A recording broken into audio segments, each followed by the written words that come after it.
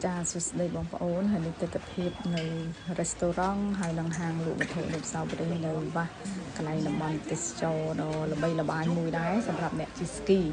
bờ nè ọt chiski có từ đây có nó một xây là bầy tại sản phẩm nè chiski cứ thà là bầy chẳng nơi từ đây parang nó cứ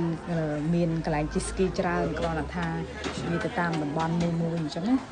ហើយចឹងទៅខៃនោះគឺដើរមើលគេបន្ទាប់ពីចាបន្ទាប់ពីបងគាត់ទីស្គីហើយគឺដើរមើលគេហើយនឹងញ៉ាំអីបន្ទាប់មកគឺដើរទិញវត្ថុអនុស្សាវរីយ៍ផ្ញើអ្នកផ្ទះខ្លះចឹងទៅហើយមកដល់នេះខ្ញុំគ្មានអីក្រៅតែភីសាទេគឺថាមុខម្ហូបបារាំងគិតចេញតែភីសាមួយគត់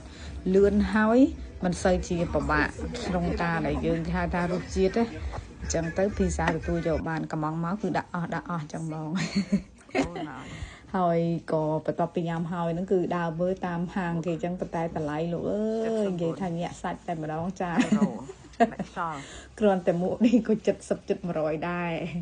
និយាយទៅបើថាមកតំបន់ទេសចរគេផងក៏តម្លៃរៀងថ្លៃហើយណាមួយនៅបារាំងហ្នឹងតម្លៃវាថ្លៃស្រាប់ផងតម្លៃនៅបារាំងបើនិយាយទៅស្វីថ្លៃជាងបន្ទាប់មកបារាំងមកអាល្លឺម៉ង់ចាបើឈុតស្គីនេះវិញមើលតម្លៃជិត1700ជាងឈុតហ្នឹងណាសម្រាប់អ្នកជីស្គីអញ្ចឹងបានខ្ញុំថាអ្នកដែលគាត់ជីស្គីហ្មងបើសិនថាលេងក្អៅអ្នកជីស្គីហ្មងមកតួខ្លួនហ្នឹងអាចជិត5000ក៏មានដែរ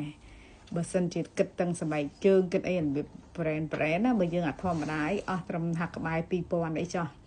អញ្ចឹងអ្នកដែលជីស្គីមួយចាគាត់ចំណាយលុយច្រើនទាំងសម្លៀកបំពាក់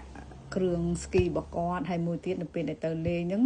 មួយថ្ងៃចូលដូចជាខ្ទង់100 ជាងក៏មានដែរគេគិតទិញសម្បត្តិណា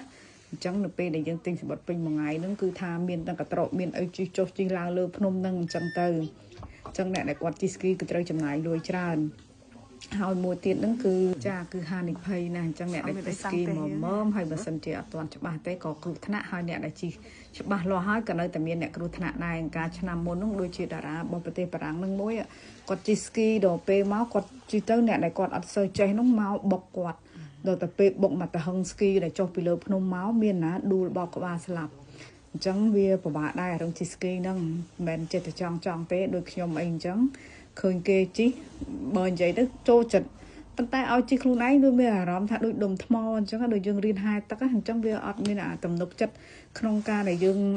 ជីស្គីអញ្ចឹងដល់ហើយអត់រៀនហ្មងពួកអីជិះវាក្នុងការបាក់ដៃបាក់ជើងអញ្ចឹងណាហើយអាយុច្រើនផងអញ្ចឹងយើងជិះតែមិនស្រួលទៅដួលបាក់ដៃបាក់ជើងវានាំតែមានបញ្ហាលែងសប្បាយអញ្ចឹងសុខចិត្តអត់រៀនជិះទេខ្ជិលតែហ្មងទៅនៅឃើញថាអូយហួសអាយុហើយបើយើងនៅក្មេងៗទៅចេះតែតិតតាមដល់អាយុច្រើនហើយខ្ជិលហើយហាងលក់វត្ថុអនុស្សាវរីយ៍គេនេះនិយាយថាអូយច្រើនយុទ្ធមែនតែហ្មងណាស្អាតហើយតម្លៃបើនិយាយពីតម្លៃដូចជាមិនសូវថ្លៃទេដោយសារវារបៀបកប៉ុកអញ្ចឹងអត់សូវថ្លៃហ្មងដែរគាត់ថាក្អៅសម្រាប់ជើងថ្លៃតែរបស់អនុស្សាវរីយ៍នេះដូចជាអត់សូវថ្លៃទេ2 3 €, 5 € អីហ្នឹងខ្ជូតមែនតែនហ្មងនេះ6 € ដែរតានេះអាទូចនេះមានទៅនេះអីគាត់ថាវាស្អាតហ្នឹងហើយយើងអាចទទួលយកបានអាចថាទិញផ្ញើជាកាដូជាអីឲ្យអញ្ចឹងណាវត្ថុអនុស្សាវរីយ៍វាមិនសូវជាថ្លៃណាស់ទេហើយអញ្ចឹងវាសម្បូរបែបមែនតែន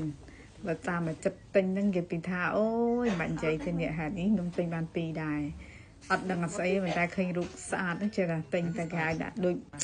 ដាក់នៅលើតុដូចមាននំមានអីឬក៏គ្រឿងក្លែមអីអាចដាក់លើនឹងបានអញ្ចឹងមុនដំបូងស្មានតែរូបថតគេតាមពិតមែនទេជាលក្ខណៈចានអញ្ចឹងទៅបន្ទាប់ពីទិញហើយគឺយើងត្រឡប់ទៅផ្ទះវិញអញ្ចឹងវីដេអូនេះខ្ញុំអត់សូវមានអីច្រើនទេដោយសារយើងចាប់ពីស្គីមកគឺមានតែញ៉ាំអីហើយនឹងទិញវត្ថុអនុស្សាវរីយ៍ហើយត្រឡប់ទៅផ្ទះវិញអញ្ចឹងអរគុណច្រើនបងប្អូនហ្នឹងហើយខ្ញុំអត់មានអីទេអរគុណបាយ